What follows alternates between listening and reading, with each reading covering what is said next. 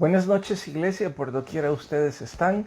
Una vez más, gracias por acompañarnos. Hoy lunes 16 de mayo 2022. Por increíble que parezca, a punto de llegar a la mitad del año, ¿no? El tiempo está corriendo. Por favor, si pueden hacer una pausa a sus actividades y oramos, me acompañan. Señor, te agradecemos por otra noche más en que podemos buscar la instrucción de tu palabra. Te rogamos que la gracia de tu Espíritu nos abrace, nos edifique y que a través del estudio podamos ser edificados o confrontados conforme a tus propósitos. Gracias por tu misericordia en Cristo Jesús, nuestro Señor. Amén. Bien, estamos con la segunda carta a los Corintios, capítulo 5 y capítulo 6. Jenny, corremos. ¿Cómo podemos vivir confiados siempre? ¿Cómo podemos vivir confiados? Al empezar a leer el capítulo 5, nos dice que al poner nuestra perspectiva en la gracia de Dios, pues entonces eso nos va a generar confianza. Y que la forma de vivir confiados obviamente es volviéndonos a vivir en el Espíritu. Bien, corra. ¿Qué es el tribunal de Cristo? El tribunal de Cristo. Algunos acostumbran confundir este evento profético con el juicio del gran trono blanco. Pero por favor hay que tener el tino en reparar. El tribunal de Cristo es un evento en donde hay solo creyentes. No vamos a ser juzgados para condenación, sino que llegamos para ser premiados. Eso significa, según la lectura, que en ese sitio se nos van a dar las recompensas de lo que habremos hecho para la causa del Señor. Por supuesto que no estamos sirviendo al Señor ni perseverando en el Evangelio por causa de esos privilegios o esas recompensas, pero nuestro Señor quiso que supiéramos que sí había recompensas. De hecho, un ejemplo al respecto, recordarán cuando dos de los discípulos estaban, dos o más, discutiendo entre ellos que quién de ellos sería el mejor o el mayor, y sí, probablemente se estaban refiriendo al reino terrenal de nuestro Señor, pero era una esperanza que ellos mantenían, qué tipo de recompensas el Señor nos daría. Y pues el tribunal del Cristo es precisamente eso. Pablo está hablando al respecto de ese tribunal. 3. ¿A qué se refiere con las cosas viejas pasaron? Las cosas viejas pasaron. Ahora que estamos en Cristo, nuestras costumbres anteriores, pasadas, viejas, deberían ser transformadas por nuestras nuevas costumbres. Yo diría que esto no tendríamos que forzarlo, sino que viene por añadidura, porque conforme estamos creciendo bajo la gracia y en la gracia del Señor, pues esas viejas costumbres, esas pasadas actitudes quedaron allí atrás y ahora deberían ser totalmente nuevas costumbres. Estoy recordando a Alfredo, a aquel buen amigo hace 20 años o más, cuando conoció del Evangelio. Éramos amigos antes de que él viniera a los pies del Señor. Compartíamos el básquetbol. Perdonen.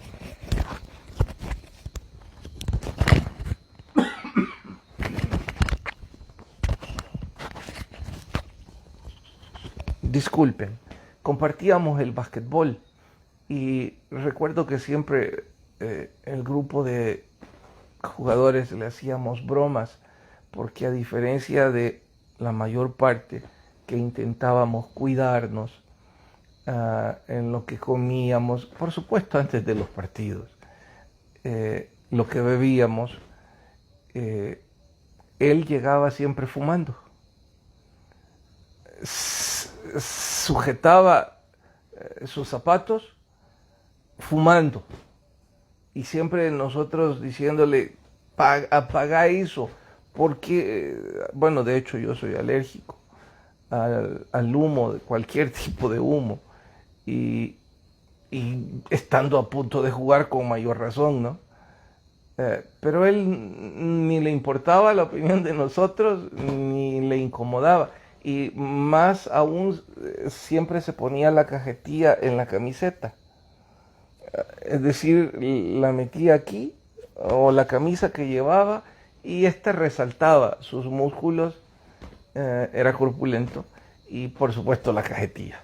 Bueno, vino a los pies del Señor y quitó la cajetilla de acá, pero aún fumaba. Sin embargo, se escondía. Y yo le dije una vez, Alfredo, ¿y tus cigarros? ¿Y por qué te escondes? Una de esas tantas veces él me dijo, mira, ya que tanto molestas, la verdad es que ni siquiera sé por qué me escondo. Si todos ustedes saben que yo fumo.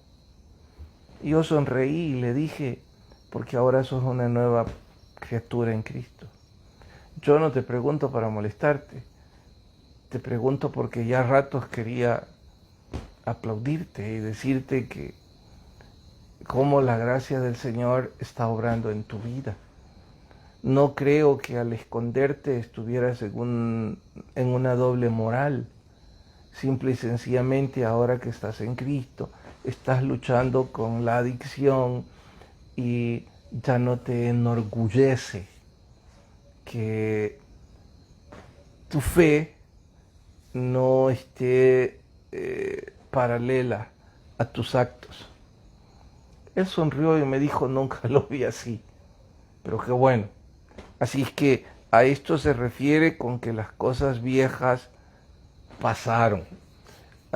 ¿Todas? Bueno, vamos a ver la gloria y la perfección o la santidad perfecta hasta que hayamos sido glorificados. Entre tanto, conforme crezcamos en la gracia del Señor, tendría que ser como el sol, la luz del sol, que va de aumento en aumento hasta que el mediodía es perfecto. Bien, ¿qué sigue? 4, que es recibir en vano la gracia. Es menospreciar tan grande don como es la gracia de Dios. Es verla con desdén, es pensar que es una gracia barata y que puedo vivir como yo quiera, porque donde abundó la gracia, abundó el pecado. Entonces yo voy a vivir en total pecaminosidad, porque ahí tengo la gracia de Dios. Eso es recibirla en vano. Es una manera en como Pablo dice, no la menosprecien, no intenten manipularla y no intenten verla con desdén. 5, porque no debemos unirnos en yugo desigual. Wow, tantas razones del por qué no unirnos en yugo desigual, pero estoy seguro que hay una cantidad de jóvenes que por más que lean esto, por más que lo escuchen, por más que se les anime, hacen caso omiso. Así que voy a dar la más importante y sencilla razón, porque la Biblia dice que no. Eso debería bastar y sobrar del por qué no hacerlo. A propósito, puse muy pocas preguntas hoy en la segunda carta a los Corintios, porque como deducirán, quise ir al libro Atrévete a ser diferente. Si antes, claro está, no hay alguna pregunta, Jenny. No, ahorita no. Bien, Atrévete a ser diferente, escrito por Fred Harley. Les quiero contar que este libro es uno de los primeros libros que yo recuerdo haber visto, no leído. Ya era una especie de bestseller cuando yo comencé a hurgar las librerías cristianas. Wow, más de 30 años atrás. Y los recomendaban los líderes eclesiásticos de esa época.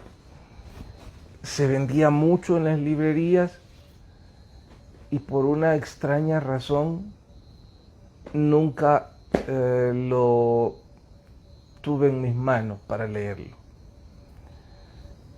Ahora, 30 años después, sigue siendo un bestseller, por así decirle. Prueba de ello es que después de varios meses de estar solicitando libros de algunos de mis maestros referentes que no han venido, el único que estaba con más de 90 copias era precisamente este. Entonces yo sonreí y dije, sí, quiero leerlo.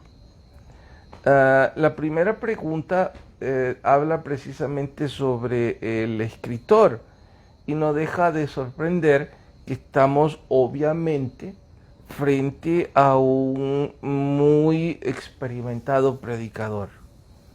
Dice que es pastor desde 1988 en Atlanta y que de su iglesia han nacido ministerios en 64 países alrededor del mundo. Y obviamente por los números de su congregación, pues estamos hablando de que es un predicador con mucho alcance. Ha escrito más de 20 libros y para los que todavía no han empezado a hojear el libro, les cuento que su lectura es amigable. Creo que es un libro muy oportuno para los que comienzan en un club de lectura, porque debemos reconocer que hay libros que requieren ya un hábito establecido, requieren cierta experticia. Por citar algunos de esos ejemplos, yo diría que entre los difíciles, obviamente, los de John Piper. ¿Terminaste de leer ya el anterior? ¿Te costó? Sí, la lectura de John Piper es tan teológica y tan profunda que de vez en cuando es un poquito cansada para el no muy conocedor. Ya no se diga con C.S. Lewis. Él sale del promedio. Ahora, no voy a decir que es difícil porque a mí me apasiona leer a C.S. Lewis, pero sí sé que muchos no, y que algunos incluso renuncian a la lectura cuando sugiero algún libro de C.S. Lewis. Pero también está el contraste, porque hay muchos que se apasionan y corren por sus copias. En fin, este es todo lo contrario. Este es el otro extremo. ¿Ya empezaste a leerlo? ¿Ya leíste la parte de hoy? ¡Qué rápido! Es prueba de que es amigable. Jenny tiene ya el hábito de la lectura, pero de vez en cuando se queja conmigo. Primero porque no puede leer a la par mía. Yo tengo algunos hábitos que no son del todo ortodoxos o fáciles de seguir. Y ella dice, vas muy rápido, no te entendí, o cosas parecidas. Pero y lo estás disfrutando sobremanera, ¿no? Génesis lo leyó también. Génesis, mi hija también se enamoró de las primeras páginas. No está escrito de forma excluyente a la juventud. aunque pareciera que sí, porque entre otras cosas la invitación es a que debemos mostrar al Señor Jesucristo en medio de esta mundana sociedad. Les invito, lo van a disfrutar los que todavía no han empezado a leerlo. Bien. ¿Qué es la presión de los iguales? La presión de los iguales, diría yo que es lo mismo que en nuestra jerga se reconoce como la presión de grupo. Es decir, la presión a la que somos sometidos en nuestros trabajos, en nuestros hogares, en nuestros vecindarios. ¿Quién nos presiona? Bueno, quienes nos provocan influencia. Buena o mala, es una presión. Entonces esa presión nos empuja al punto de que con recurrencia terminamos haciendo cosas que no las habíamos planeado o no eran las que queríamos y nos decimos, pero ¿cómo me pude meter yo en este lío? La presión del grupo te empujó. Entonces el escritor nos está llevando a poder ser diferentes en medio de la presión de los iguales o de la presión de grupo. Siga. 3. ¿Copiamos el pensamiento de los demás? Muchas veces. Algunos llaman a esto alienación, otros le llaman réplica, proyección, y cada quien le llama como le da la gana. Pero el asunto es que los seres humanos somos fácilmente influenciables y la idea es que seamos diferentes y no fácilmente influenciables. Entonces, al ser fácilmente influenciables, copiamos pensamientos de otros. Ahora, ¿quiénes somos los fácilmente influenciables? Los débilmente educados, los que no saben diferenciar y tomar sus propias posturas, los que no luchan por ser diferentes de la presión del grupo. Y él nos está diciendo que debemos ser diferentes. El hecho de ser cristianos ya nos postula como diferentes. Deberíamos esforzarnos. Saben, digo esto con mucha humildad, pero sí quiero decirlo. Debería la gente en la universidad decir que nuestro hablar es diferente, que nuestro vestir es diferente, que nuestras bromas son diferentes, que nuestros puntos de vista son diferentes, que nuestras costumbres son diferentes. No deberíamos nosotros predicar nada. Ellos, el mundo debería decir que somos diferentes. Y esa diferencia que no nazca en altivez, que no nazca en algún tipo de arrogancia religiosa, sino más bien que nazca porque alguna luz el Señor debe proyectar en nuestro estilo de vida. Como por ejemplo, deberían decir, no usa palabras sucias. Qué extraño. ¿Por qué? Porque la presión de grupo es hablar suciedades. De hecho, conozco 5 o 10 medios en donde puedo señalar a 1 o a 2 que más de una vez he sentido el impulso de acercarme, pero no lo hago porque puede ser impertinente, y de decirle, ¿por qué tenés que maldecir tanto? ¿Por qué tenés que usar tantas palabras sucias? El otro día que estábamos frente a 2 señores, no usaste ninguna palabra sucia. Pero cuando estás con el grupo aquí, no decís una palabra correcta. Yo sé la respuesta. Él quiere ser parte de este grupo y sentirse popular, aceptado, parte de. Entonces el usar ese vocabulario es parte de. Pero los que estamos en Cristo deberíamos esforzar por lo contrario, que digan, no es como el grupo, es diferente, está luchando. 4. Necesidad básica del ser humano. Esto nos lleva obviamente a esa cuarta pregunta.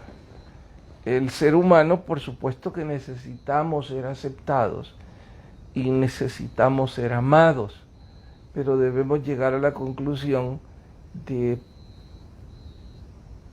tomar una determinación del por qué queremos que nos amen. ¿Queremos que nos amen por vulgares? ¿Queremos que nos amen porque nuestras bromas son sucias? Porque sí, ya sé que me dirán que no vamos a ser aceptados o amados por intentar ser diferentes.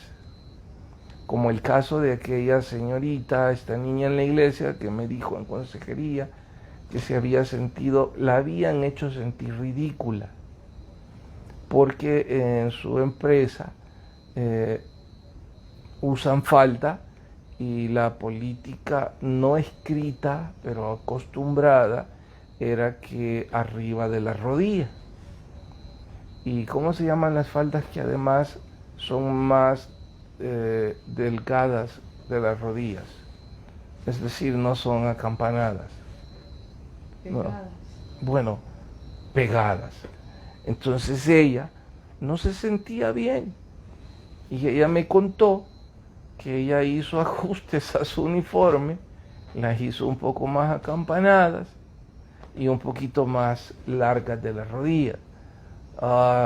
Que esa semana la ridiculizaron, la humillaron, le dijeron santulona, le dijeron que se veía horrenda, que solo quería humillar a otros, increíble.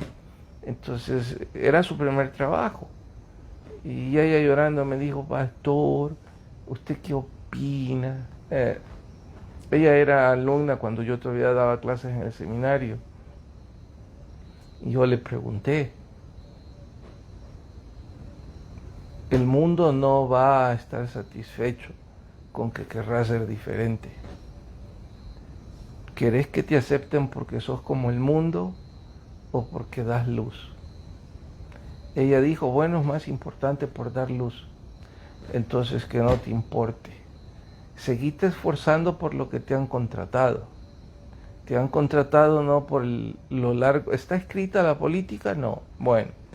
¿Tus jefes te han ridiculizado y dicho que debes vestir diferente? No.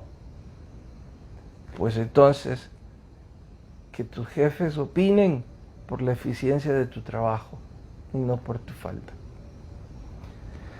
¿Cómo le fue? No es la respuesta que debemos buscar. Debemos buscar cómo le va a ir a usted por ser diferente. Sigue. Ruido al sorber la sopa. Ajá. Dice que el hermano Rosa Parks que Sí. toma muy rápido la sopa. Y Rosa Parks, ¿cuál será? Fabricio. Creo que Fabricio. Bueno. Me imagino que leyeron el libro y que esa ilustración es jocosa.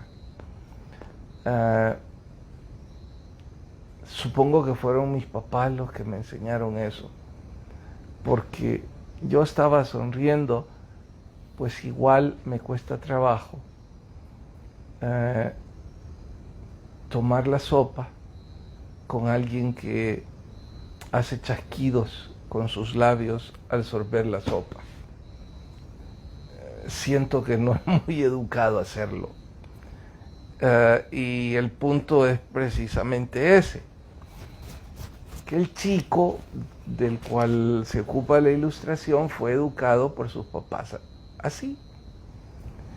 Pero en el grupo, él era el ridículo.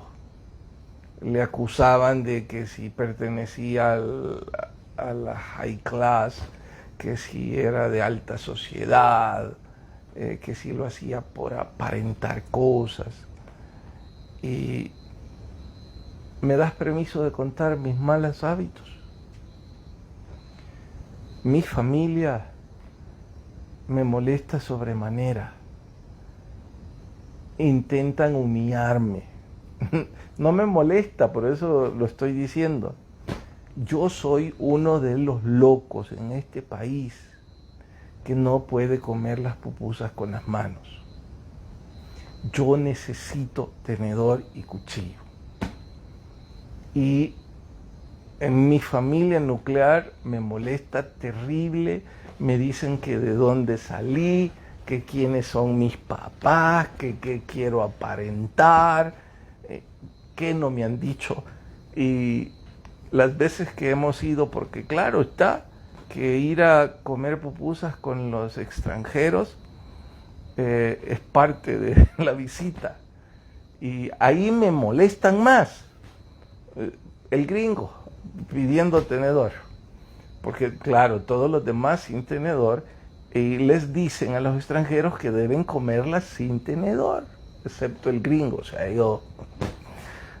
pero ¿saben qué? Seguiré usando tenedor.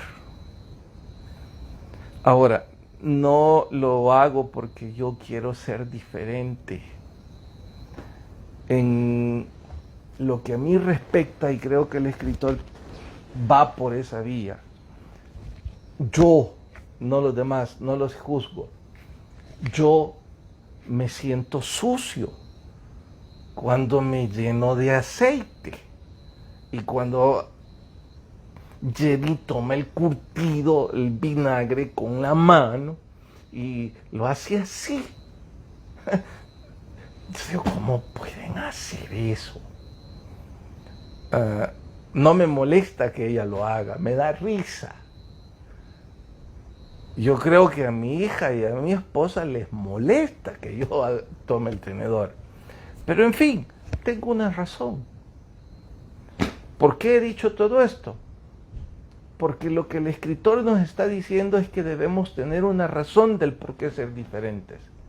Y claro que el asunto no es la comida. El asunto es nuestra vida espiritual, nuestro deseo de honrar a nuestro Señor. Si tenemos una razón, ¿cómo no vamos a ser diferentes? La enseñanza, coma las pupusas como le dé la gana, pero sea diferente en cuanto a no aparecerse al mundo espiritual y moralmente. Bien. 7. ¿Quién le enseñó el vicio que padece? Oh, esto es importante, la presión del grupo. Estaba platicando tiempo atrás con otro buen amigo que cayó en el alcoholismo, y junto con el alcoholismo vino una adicción sexual todavía más grave que el alcoholismo. Entonces él me dijo, Carlos, necesito ayuda espiritual. Yo le pregunté, ¿no crees que tendrías que estar ya con los alcohólicos anónimos y tendrías también que entrar a un proceso de rehabilitación porque quizás estás en una posición grave? Me dijo, yo creo que todavía no, y por eso quise hablar con vos, y debido a que somos amigos y la confianza. Él no se congregaba en nuestra iglesia, ahora sí, y nos conocimos en el deporte también. Entonces yo le pregunté, mira, yo tengo tantos años de conocerte y no recuerdo que vos hayas tenido problemas con el alcohol. ¿Y qué te llevó al alcohol? Él me dijo, y bajó su rostro, una mujer. Y yo le dije, men, pero ¿de qué estás hablando? Bueno, me enamoré de una mujer que no ama al Señor, que toma cervezas, salía a tomar tragos socialmente. Y para yo conquistarla y estar en su grupo y ser aceptado, me dice, comencé a tomar tragos. Ella lo dominó perfecto. Yo ahora me siento un sucio esclavo. ¿Pero cómo? Yo insistí, pero explícame qué pasó. Bueno, la relación se acabó, ella terminó conmigo, dijo. Porque yo no llenaba sus expectativas. ¿De qué hablas? En todo sentido. No llenaba sus expectativas sociales, probablemente tampoco llenaba su depravación. y su alcoholismo social tampoco. Yo era un torpe, una desgracia en eso. Y he caído en depresión, me dijo. Me siento rechazado y en lugar de salir del alcohol, profundicé más. Bueno, eso es precisamente la presión del grupo. Y si ustedes reflexionan, si tenemos una adicción en nuestra vida, ¿quién nos empujó? ¿Quién nos enseñó? Hay alguien a quien el enemigo usó y ese alguien usó la presión de grupo. Este libro nos va a ayudar sobremanera para enfrentarnos a eso. Bueno, muchísimas gracias, Iglesia, por estar con nosotros. Recuerden, el que tenga oídos, oiga lo que el Espíritu dice a la Iglesia. Pasen buenas noches a todos.